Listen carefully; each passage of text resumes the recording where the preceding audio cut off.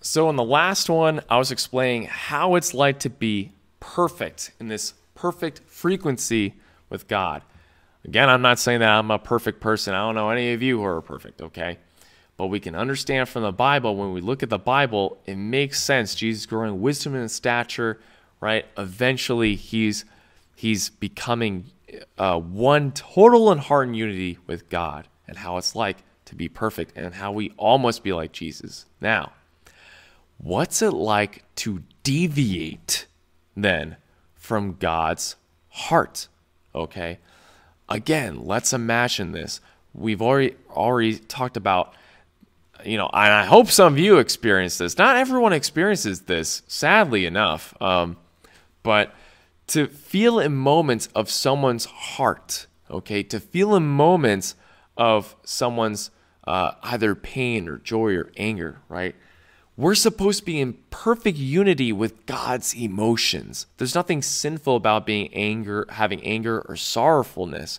Okay, there's a time for those, and even God has those feelings, but it is in perfect, heart is the absolute reality of God. So now, how is it like to deviate from that? Well, just imagine someone that you're very close to, if you know that you're about to do something wrong, right? And you would say, oh, my dad would not like that. Oh, his heart would be in so much pain. My mother, it would just break her heart, right? Or my brothers or my sisters or my friend, right? Or if you know that you would do something and it brings joy, right?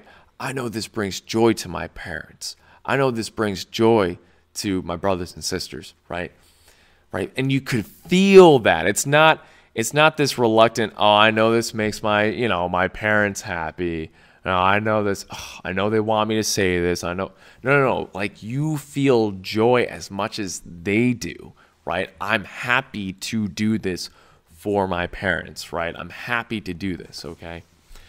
Oh, Jesus, but Jesus seemed like he was deviating from God's will from Mount Gethsemane as far as the heart goes. No, you think a father would be happy to see his son die, okay? No, I'm sure Jesus felt God's pain, okay? That God didn't want Jesus to go through this, but he had to, okay? So let's go on. What does it feel like to deviate, right? Here's the thing. Jesus had his own will, so I'm sure he was sensitive that if he were to do something that was wrong, that he would feel the pangs of God's heart, like stabbing knives, 1,000 knives to his heart, almost like as if it were like committing suicide, okay? That Jesus wouldn't dare hurt God's heart. Now, the difference between Jesus, who is perfect, and for people like us, okay, I'm not perfect. So, I commit sin too, I'm sure. Okay. That in the Bible, it says that we commit sin even when we don't know it. All right. So the thing is, when we commit sin even if we don't know it, our body kind of blocks us to feel God's spirit. Okay, which is a natural process. When we have a physical body, we have to grow. Our spirit is in a very changing world, so our spirit learns how to grow through having a physical body. All right, we commit sin through our body, right?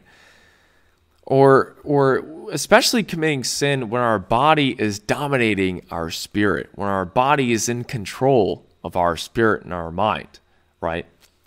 So here's the thing, is that it's very hard to feel God's heart and his spirit when we have this body, okay? That's kind of blocking us from that.